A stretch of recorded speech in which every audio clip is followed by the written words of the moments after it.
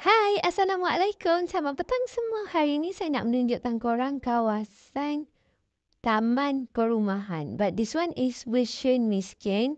Why saya bercakap macam ni? Sebab sana kalau saya tunjuk sekalipun, saya tunjuk dengan kereta berlambat beribu-ribu. Tak adalah sampai beribu, tapi kereta sampai 4-5 buah sekalipun. Korang still cakap benda yang sama kan? Sebab itu saya tunjuk yang sederhana. And bukan saya yang cakap Isban inspiration miskin, tapi korang yang cakap. Sebab minggu ni pun saya pernah buat daripada taman perumahan yang sama. And then korang cakap, oh ni miskin, yang ni je dipanggil kaya setakat kereta 3-4 buah je konon. Okay, it's okay, tak apa. Okay, kali saya nak tunjuk vision miskin. Okay, nah, tak ada. Sama je kan. Okay, sebab kalau saya cakap sederhana sekalipun, saya cakap yang ni yang tak kaya, yang rakyat biasa guna pun, ramai tak puas hati. Ramai marah. Saya kata no, ni bukan yang version betul-betul orang miskin punya. And mestilah ada setengah jenis yang suka membuat perbandingan antara negara diorang dengan negara Malaysia. But it's okay. Anda tak ambil tahu. Cuma ni please lah. Please sangat-sangat. Isu kecil jangan jadikan benda yang besar. Korang suruh saya cakap ini taman yang miskin. Okay, saya dah cakap. Dapat apa? Saya tak dapat apa-apa. Korang tak dapat apa-apa. Tapi rasa macam korang ni kalau boleh nak cari gaduh je. Tak apa. Tapi dekat video kali ni saya also nak bercakap juga pasal nak cakap pasal keistimewaan ataupun kelebihan lah orang-orang yang duduk dekat taman perumahan. Sebab sebenarnya saya bercakap pasal kampung kan. Jadi kan saya ada cakap kat video kampung tu yang kedua-duanya mempunyai kelebihan yang sendiri. Disebabkan saya dah menerangkan tentang kelebihan duduk di kampung. Hari ini saya nak menerangkan pula kelebihan duduk di taman perumahan di Malaysia. Taman perumahan. Yes, korang tak salah dengar. Taman perumahan merupakan satu kawasan ataupun satu kawasan yang dibina khusus daya untuk diorang bina rumah kat dalam kawasan ni. Kat Malaysia, negeri mana je tak ada taman perumahan. Hampir ke semua negeri ada. Okey, jadi korang jangan terkejut lah kalau nampak. Kat mana-mana ada. Pergi KL sekalipun ada juga. Putrajaya ada. Pergi Sabah Sarawak sana ada. Pergi Perlis yang korang kata ada 8 orang je pun. Kat sana pun ada banyak taman perumahan. Okey, jangan tanya dekat saya. Ya, kalau diorang tu 8 orang je buat taman perumahan banyak-banyak untuk apa? Sekali diorang lah. Sebut je. Okey, bukan apa sebab Perlis kan negeri yang kecil. So, ramai yang kata ada 8 orang je ke kat Perlis. 8 orang je kat Perlis. Kalau korang nak kata satu family ada 8 orang, kita boleh terima tau. Ini korang kata satu Perlis tak ada 8 orang. Mesti best kan kalau kita pergi sana kalau betul-betul ada 8 orang je. Okey, mesti wayang sunyi, mall sunyi. Jadi, kita tak payah susah-susah. Lepas tu kalau ada yang jual makanan viral pun tak payah beratur panjang-panjang. Sebab akan ada 7 orang je. Seorang menyaga, 7 orang beratur. Betul tak? Gitu. Okey, fokus our topik back. Kat sini saya nak cakap. Kalau duduk dekat kawasan taman perumahan, fasilitas dia lebih kurang sama je macam kat kampung. Elektrik ada, air ada, tong sampah ada, jalan raya okey. Jadi dia macam perbezaan antara kampung dengan taman perumahan ni kan. Satu je tau.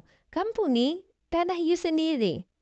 Taman ni pula rumah you sendiri tapi kat tepi-tepi tu bukan tanah you dah. Tanah orang lain. Tanah jiran you.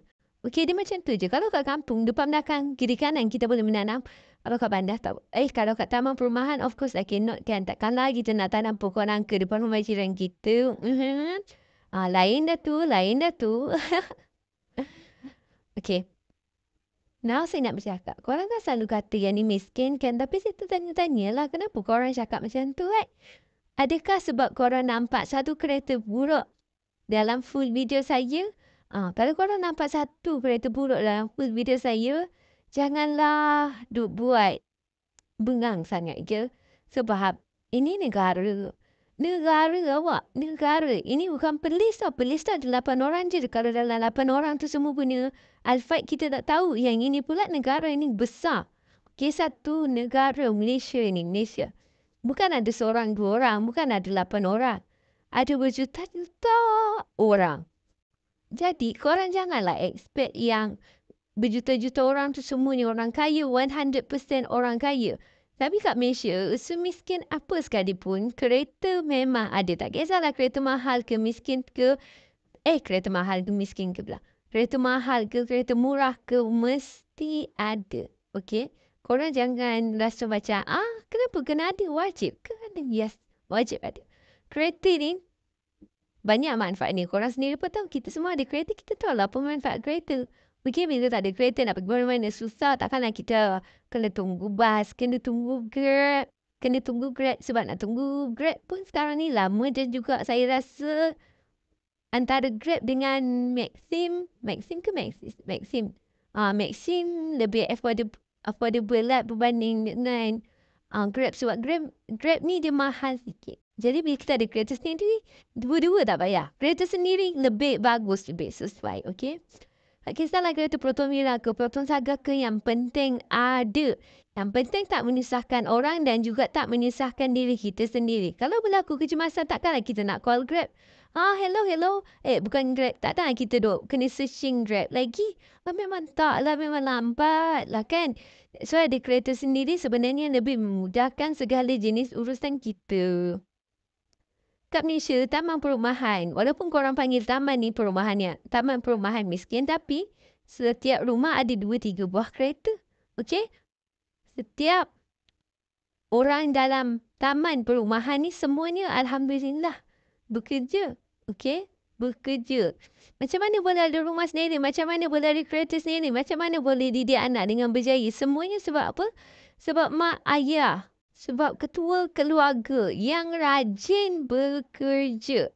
Okey? Kalau mak atau ayah dia pemalas, contoh, anak pun ikut jejak siapa? Ikut jejak mak ayah dia lah. Dia nampak ayah dia duduk rumah goyang kaki 24 jam, dia pun rasa macam, ini ikut kerja kita. Jadi anak pun ikut. Jadi that's why depan anak-anak, depan budak-budak, kena bagi ajaran yang sesuai. Jangan pula ada yang buat ajaran tu sendiri. Itu dah lain cerita dah tu. Masuk topik lain dah tu. Gitu. Saya kat media ni tak mau membebel lebih-lebih. Sebab nanti ada yang kata dia ni suka membebel lah. Biarlah orang nak membebel pun tak salah kan. Boleh dia kata kita ni kuat membebel. Maybe saya bercakap sebab apa yang saya rasa, apa yang ada pada pendapat saya, semuanya saya cakap straight to the point. Kita tak perlu nak berlirik-lirik pakai, okay? Simple. Walaupun korang panggil miskin, tapi semua orang dalam taman-taman perumahan ni semuanya ada kerja masing-masing. Semuanya cukup makan. Semuanya alhamdulillah. Okay, mampu dari segi nak beli baju or anything. Alhamdulillah semuanya mampu. Jadi ini bukan miskin ya. Okay, enough lah tu duk panggil-panggil miskin. Okay, jadi okeylah semua. Sampai sini je video kita untuk kali ni. Jangan lupa like, subscribe and share. Assalamualaikum.